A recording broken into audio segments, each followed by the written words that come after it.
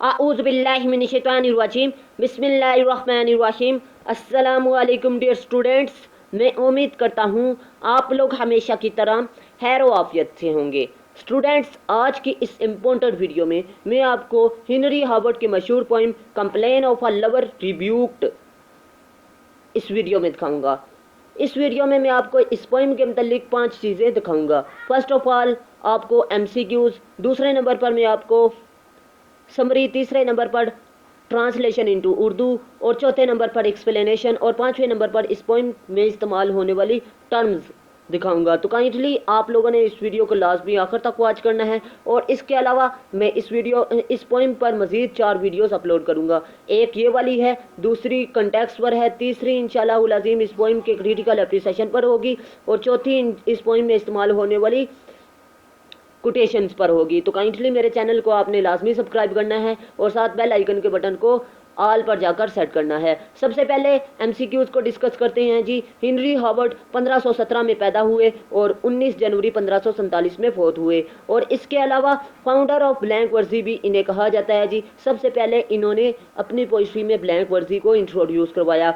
Blank वर्जी पर इंशाल्लाह मैं अलग से वीडियो बनाऊंगा, तो काइंडली आप वो वॉच कर लीजिएगा। नेक्स्ट इस पोइम के मतलब एमसीक्यूज को डिस्कस करते हैं जी। सबसे पहला एमसीक्यूज ये होता है जी, राइमिंग स्कीम इस पोइम की क्या है जी। A B C D E F G है। मेन थीम इस पोइम का एक है, दो मैंने इसलिए बताए हैं, दो में से आप एक कर लें। स्ट्रीट फास्टनेस इन लव यानी प्यार में मुस्तकिल मजाजी, या फेथफुलनेस इन लव यानी प्यार में वफादारी। और ये पोइम 14 लाइनों पर मुश्तमिल है। मैं उम्मीद करता हूँ आपको अच्छे तरीके से मेरी बात समझ में आ रही होगी। अब नेक्स्ट इस पोइम की समरी को डिस्कस करेंगे, तो काइंडली आपने मेरे अल्फाज को गौर से सुनना है। तो सबसे पहले मैं आपको बताता चलूँ, complain of a lover rebuked का मतलब क्या है। कंप्लेन का मतलब है जी शिकायत, शिकायत ऑफ अ लवर एक आशिक की, रिब्यूक्ड डांट डपट के बाद, ठीक है, एक आशिक की डांट डपट के बाद शिकायत, ठीक है, इस पोइम का नाम है जी। सबसे पहले इस नज़म में शायर कहता है कि मोहब्बत मेरी सोच पर गालिब आ चुकी है, कब्जा कर लिया मेरी मोहब्बत ने मेरे दिल पर या मेरी सोच पर, और मेरे दिल में इसने जगह बना ली है और अक्सर मेरे चेहरे पर वाज़िया नज़र भी आने लग पड़ती है। क्या मोहब्बत। और मेरी महबूबा ने मुझे मोहब्बत करना सिखाया, तकालीफ और मुश्किलात को बर्दाश्त करना सिखाया और मेरी उम्मीदों और ख्वाहिशात को यानी मेरी मोहब्बत का इजहार करना या मोहब्बत करने का तरीका सिखाया। अब वो चूँकि शायर से मोहब्बत उस वक्त करती थी जब वो इजहार करना सिखा रही थी मोहब्बत का, तो इसीलिए उसकी मोहब्बत में के जब शायर उससे मोहब्बत करता था तो उसके चेहरे पर मुस्कुराहट होती, खुशी होती। लेकिन अब चूँकि महबूबा उसकी बदल चुकी है, उसकी जो सी चेहरे पर मुस्कुराहट थी वो खुशी, वो गम में तब्दील हो चुकी है, उदासी में तब्दील हो चुकी है, ठीक है। और आखिर में वो कहता है कि मेरी तो इसमें गलती नहीं, शायरा से मोहब्बत करना यानी अपने महबूब से मोहब्बत करना, क्योंकि किसने मोहब्बत करना सिखाया, उसकी महबूबा ने, ठीक है। शायर को मोहब्बत करना किसने सिखाया, उसकी महबूबा ने। तो शायर कहता है कि मैं तो बेकसूर हूँ, मैंने तो कुछ नहीं किया, क्योंकि पहले जो सा कदम बढ़ाया है मोहब्बत की तरफ वो मेरी महबूबा ने बढ़ाया है, जिसकी वजह से वो कहता है कि मैं बेकसूर हूँ और मैंने तो उल्टा मोहब्बत में तकालीफ बर्दाश्त की, मुश्किलात बर्दाश्त की हैं। तो वो आखिर में अपने आप को तसल्ली देता है कि मोहब्बत में जो मौत आती है वही सबसे बेहतरीन मौत है, इसीलिए मुझे कोई अफसोस नहीं। अब इस पोइम की ट्रांसलेशन लाइन बाय लाइन समझने की कोशिश करेंगे और इसके अलावा आखिर पे मैं आपको पैराग्राफ के एक्सप्लेनेशन भी समझाऊंगा। तो काइंडली आपने गौर से मेरी बात समझनी है। लव डैट दोत, दोत का मतलब है जी बसेरा करना, राइन हुक्मरानी करना, and live with in my that सोच पर। अब इसका मतलब है वो मोहब्बत जो कि मेरी सोचों में हुकूमत यानी बसेरा करती है, हुकूमत करती है, ठीक है। एंड बुल्ड ही सीट, और तमीर कर ली है, बुल्ड तमीर कर लिया है, ही सीट अपनी जगह, with in my captive breast. Captive का मतलब होता है जी कैदी और ब्रेस्ट का मतलब है जी सीना, और जिसने मेरे कैदी सीने में अपनी जगह बना डाली है यानी अपनी रहने की जगह बना ली है, मोहब्बत की तरफ इशारा कर रहा है। क्लैड, क्लैड का मतलब मलबूस, इन द आर्म्स बाजुओं में, वेयर इन विद माई फाथ, जो ज़रब अख्तर लोहे की जंजीर, लोहे का लिबास होता है ज़रब अख्तर, ठीक है। मैं मलबूस है यानी लोहे का लिबास पहना हुआ है और मुझसे जंग करती है। किसकी तरफ इशारा कर रहा है? महबूबा की तरफ। ओफ्ट अक्सर, इन माई फेस, मेरे चेहरे पर, ही दोथ हिज बैनर रेस्ट, लेकिन अक्सर, ठीक है। यहाँ पर ओफ्ट का मतलब है अक्सर, लेकिन नहीं आएगा, ठीक है। अक्सर मेरी महबूबा की जौन सी फतह है मेरे चेहरे पर, यानी मेरी जौन सी मोहब्बत है, ठीक है, वो मेरे चेहरे पर जाहिर हो जाती है। इसका मतलब ये है जी। अब इस स्टैंजे में शायर कहता है कि मेरी मोहब्बत मेरी सोचों पर काबिज है, और इसके अलावा वो कहता है कि जिसने मेरे दिल को कैदी बना दिया है, ठीक है, जो मेरे दिल में रहती है मोहब्बत, ठीक है। इसके अलावा वो कहती है कि वो मेरे साथ लड़ती है। कौन? महबूबा, ठीक है। किसकी सूरत में? ज़रब अख्तर लिबास की सूरत में। और अब जो सी मोहब्बत है वो मेरे दिल में थी और मेरे दिल से आगे निकल आई है, मतलब मेरे चेहरे पर अयां हो रही है, जाहिर हो रही है मेरे चेहरे पर कि मैं उससे मोहब्बत करता हूँ। ये है जी सिंपल और टू द पॉइंट अल्फाज में इस पोइम की एक्सप्लेनेशन। मैं उम्मीद करता हूँ आपको अच्छे तरीके से मेरी बात समझ में आ रही होगी। एक अहम बात बताता चलूँ कि ये मेरा व्हाट्सअप नंबर है। काइंडली अगर आप ऑनलाइन क्लासेस अटेंड कर सकते हैं तो मेरे व्हाट्सअप नंबर पर रब्ता कर सकते हैं। तो ये आप देखिएगा। स्टैंजा नंबर 2 की बात करते हैं, ठीक है। But she dad thought me love, thought सिखाया लव प्यार करना, एंड सफ़र और सामना करना पेन दर्द का, ठीक है। वो जिसने मुझे प्यार करना और इसके अलावा प्यार में दर्द को बर्दाश्त करना सिखाया। माई डाउटफुल होप, और मेरी जो सी मशकूक उम्मीद है। And eat me hot desire, एक का मतलब होता है भी, और जो मेरी सरगर्म ख्वाहिश भी। नेक्स्ट है जी, विद शेम फास्टनेस, शर्मसारी के साथ, लुक देखता, टू शैडो, शैडो का मतलब है जी साया, एंड रिफ्रेन और परहेज, शर्मसारी से इस पर छाइयों को देखते और परहेज करते हुए, ठीक है। किस तरह देखता है? साये के साथ और परहेज के साथ। मतलब ये है कि वो जिसने, अब तशरीह की तरफ चलते हैं। इस स्टैंजे में शायद कहता है कि वो जिसने मुझे प्यार करना सिखाया और प्यार में दर्द को बर्दाश्त करना सिखाया, और मेरी मशकूक जो सी उम्मीदें थी, और इसके अलावा मेरी सरगर्म जो सी ख्वाहिशात थी, यानी नफ्स की ख्वाहिशात की तरफ इशारा कर रहा है। और इसके अलावा मेरी तरफ शर्मसारी से देखती, और इसके अलावा परहेज नज़रों से। मतलब ये इस स्टैंजे में शायर कहता है कि मेरी महबूबा जिसने मुझे प्यार करना सिखाया और इसके अलावा मोहब्बत में दर्द को बर्दाश्त करना सिखाया। अब जौन सी वो मशकूक मेरी उम्मीदें हैं महबूबा की भी और मेरी, और जौन सा होठ ख्वाहिश है वो ऐसे मिलती है जैसे कि एक चोर की नज़रें मिलती हैं, ठीक है। नेक्स्ट स्टैंजा नंबर 3 की तरफ चलते हैं।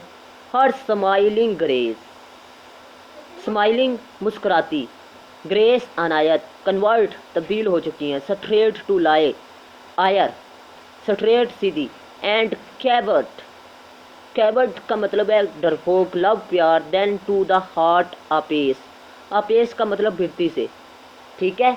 इसका मतलब ये है इसकी अनायत सीधी गज़ब में बदल चुकी है, यानी गुस्से में बदल चुकी है, ठीक है। इसकी मुस्कुराती जो सी अनायत थी वो किस में बदल चुकी है? गुस्से में।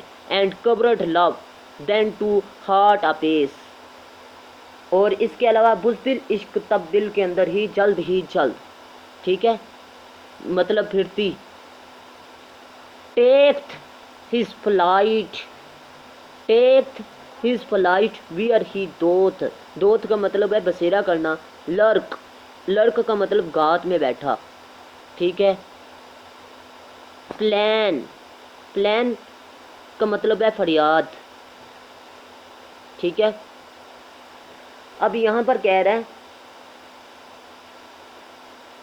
परवाज़ कर जाता है जहाँ वो गात में बैठ जाता है और फरियाद करता है, ठीक है, फरियाद करती है, ठीक है, ये कह सकते हैं। His purpose lost, his purpose lost and dare, dare का मतलब जरूरत, ठीक है, नोट शो हिज फेस, और उसके चेहरे पर नहीं जाहिर होता। मतलब ये है कि परवाज़ कर इसकी आरजू खाक में मिल गई और वो अपना चेहरा दिखाने की हिम्मत नहीं करती। मतलब ये है इस स्टैंजे का कि वो जिसकी मुस्कुराती आंखें थी, चेहरा था या फिर फेस था, ठीक है, फेस तो वैसे चेहरे को कहते हैं, ठीक है, वो और डरपोक जोन सा लव था मेरा, ठीक है। और इसके अलावा वो कह रहा है कि वो इस तरह था जिस तरह के इंसान हिम्मत हार जाता है, ठीक है, मतलब प्यार में नाकाम हो जाता है, इस तरफ इशारा कर रहा है। नेक्स्ट स्टैंजा नंबर 4 की तरफ चलते हैं। फॉर माई लॉर्ड, लॉर्ड का मतलब मालिक, गिल्ट, गिल्ट का मतलब मिस्टेक, गलती, दस फॉल्टलेस, फॉल्टलेस गलती की तरफ, वाइट का मतलब है जी रहना, आई पेन दर्द में। इस स्टैंजे का मतलब है जी अपने आका के जुर्म में बिला जुर्म वसीक दर्द में पड़ा हुआ, मतलब ये क्योंकि मैं अपने मालिक की जुर्म की विदाइश में दर्द में इस तरह पड़ा रहा हूँ, मतलब ये है। Yet from my lord shelled note me my foot remove, लेकिन मैं अपने मालिक यानी महबूब की खिदमत में एक कदम भी पीछे नहीं हटूँगा। Sweet is his death that takes his end by love, वो मौत दिलकश है जिसका खात्मा इश्क पर हो। मतलब ये है इस स्टैंजे में शायर कहता है कि मैं अपनी महबूबा के प्यार में हर कदम आगे जाऊंगा, जहाँ उसे ज़रूरत पड़ेगी मैं वहाँ उसकी खिदमत करूंगा, लेकिन वो मौत वो कहता है कि दिलकश होगी जिसमें जो मोहब्बत में आए, क्योंकि मोहब्बत में मौत बहुत कम ही मिलती है। और इसके अलावा मैं आपको बताता चलूँ कि अगर आपने अभी तक मेरे चैनल को सब्सक्राइब नहीं किया तो लाजमी सब्सक्राइब कर लीजिएगा और साथ बेल आइकन के बटन पे जाके ऑल पे लाजमी प्रेस कीजिएगा ताकि इस तरह की इन्फॉर्मेटिव वीडियो का नोटिफिकेशन आपको बआसानी से मिल सके। तो मैं उम्मीद करता हूँ आपको अच्छे तरीके से मेरी बात समझ में आ रही होगी। तो व्यूवर्स, अगर आप मेरी ऑनलाइन क्लासेस अटेंड कर सकते हैं करना चाहते हैं तो आप मेरे व्हाट्सअप नंबर पर भी रब्ता कर सकते हैं। रमज़ानुल मुबारक का आखिरी अशरा जारी और सारी है, तो काइंडली आप लोग मुझे दुआओं में याद रखिएगा। नेक्स्ट यूज़ ऑफ टर्म की बात करते हैं, complain of a lover review. Next बात कर लेते हैं प्रीसोनिफिकेशन, ठीक है, ये टर्म इस्तेमाल की गई है इस पोइम में। फर्स्ट स्टैंजा में प्रीसोनिफिकेशन का इस्तेमाल किया गया है, यानी बेजान चीज़ में जानदार एशिया की जौन सी सलाहियत का इस्तेमाल करता है शायर, उसको प्रीसोनिफिकेशन कहते हैं। ये पैराग्राफ आपने मुकम्मल कोटेशन की सूरत में लिख लेना है जी प्रीसोनिफिकेशन के लिए, ये मैं पहले ही आपको बता चुका हूँ, ठीक है। प्रीसोनिफिकेशन की डेफिनेशन भी बता चुका हूँ अभी, और इसके अलावा यहाँ पर प्रीसोनिफिकेशन भी आपको बता चुका हूँ। तो काइंडली आपने इसे लाजमी तैयार करना है। अगर आप ये नहीं तैयार कर सकते तो मैं आपको बताता चलूँ इसको लिखने की ज़रूरत नहीं है। अगर आप ये पेपर में लिखते हैं तो अच्छे नंबर मिलेंगे, अगर आपने ये गलत लिख दिया तो फिर ना लिखने से बेहतर है कि आप गलत ना लिखें, ठीक है, मतलब ये चीज़ ना लिखें गलत। अगर आपने सेम लिखनी है तो फिर तो अच्छी बात है। नेक्स्ट बात कर लेते हैं जी इंटरनल राइम, ठीक है, मतलब लाइन के अंदर, एक लाइन के अंदर जो अल्फाज आपस में मिलते होंगे, ठीक है, वो इंटरनल राइमिंग स्कीम कहलाती है। जैसे कि लाइव विदन लाइन नंबर 1 में आपस में मिलते जुलते हैं, बुल्ड हिज, ठीक है, ये आपस में मिलते जुलते हैं। इन विद ये लाइन नंबर 3 में आपस में मिलते जुलते हैं, तो इसीलिए इनको राइमिंग स्कीम कहते हैं। ये क्या है? Internal rhyming scheme. एक आउटर होती है, आउटर राइमिंग स्कीम ये होती है कि एक लाइन दूसरी लाइन के साथ मिले तो उसे आउटर राइमिंग स्कीम कहती हैं। यूज़ ऑफ इंजैममेंट, ठीक है, किया जी, इसका मतलब ये है कि एक लाइन को पढ़े बगैर आपको कोई एक लाइन आप शेर की पढ़ते हैं, ठीक है, स्टेंस ये लाइन की आप लाइन नंबर 5 है, इसको पढ़ेंगे आपको कोई समझ नहीं आएगी, आपको इसको समझने के लिए दूसरी लाइन की ज़रूरत पड़ेगी, तो उसको क्या कहते हैं? इंजैममेंट। तो ये तकनीक इंजमेंट कहलाती है। ये आप यूज़ ऑफ टर्म में लिख सकते हैं कोटेशन की सूरत में क्रिटिकल एप्रीसिएशन में, ठीक है। यूज़ ऑफ एलिट्रेशन, एलिट्रेशन कहते हैं जी एक लाइन में सेम अल्फाज का आ जाना एलिट्रेशन कहलाता है। जैसे कि लव एल से शुरू हो रहा है, लिव एल से शुरू हो रहा है, ये एलिट्रेशन के अल्फाज हैं। बुल्ड बी से शुरू हो रहा है, ब्रेस्ट बी से शुरू हो रहा है, ये एलिट्रेशन के अल्फाज हैं। स्माइलिंग एस से शुरू हो रहा है, स्ट्रेट एस से शुरू हो रहा है, ये क्या है एलिट्रेशन के अल्फाज। मैं उम्मीद करता हूँ आपको अच्छे तरीके से मेरी बात समझ में आ रही होगी। अगर कोई किसी चीज़ में कोई मसला है, कोई चीज़ आपको समझ में नहीं आती तो आप मेरे पर्सनल नंबर पर रब्ता कर सकते हैं। यूज़ ऑफ कॉन्सोनेंट्स का इस्तेमाल किया गया, ये भी टर्म है जी। ये एक ऐसी टर्म है जो कि कॉन्स्टेंट कॉन्सोनेंट्स मतलब अल्फाज की दो किस्में हैं, वावल और कॉन्सोनेंट्स लेटर, ठीक है। हरूफ की दो किस्में हैं, ए आई ओ यू, ठीक है। ये क्या है वावल अल्फाज। अब ये जो से अल्फाज है लाइन नंबर 1 में डैड टी, ये क्या है ए आई ओ यू के अलावा हैं, इसीलिए इन्हें कॉन्सोनेंट्स लेटर कहते हैं। यूज़ ऑफ एसोनेंस मतलब कि एक लाइन के अंदर वावल अल्फाज का आ जाना, मतलब लिव आई विद एन आई, ठीक है। इन विद, ये क्या है ये वावल अल्फाज का है, ठीक है। तो मैं उम्मीद करता हूँ वावल अल्फाज की आपको अच्छे तरीके से मेरी बात समझ में आ रही होगी। अगर आपको कोई मसला है तो काइंडली आप मेरे व्हाट्सअप नंबर पर भी रब्ता कर सकते हैं, ये टर्म आप लिख सकते हैं। तो व्यूवर्स, नेक्स्ट आप से इजाज़त में तलब करता हूँ। मिलते हैं नेक्स्ट इस तरह की इंफॉर्मेटिव वीडियो में, और लाजमी आप लोगों ने मुझे दुआओं में याद रखना है और पाकिस्तान की खुशहाली के लिए भी दुआ कीजिएगा, क्योंकि रमज़ानुल मुबारक का आखिर है। तो और इसके अलावा आप लोगों ने अपना ख़ास ख्याल रखना है, अपने से ज़्यादा दूसरों का। अल्लाह हाफिज़। पाकिस्तान जिंदाबाद, पाकिस्तान पाइंदाबाद।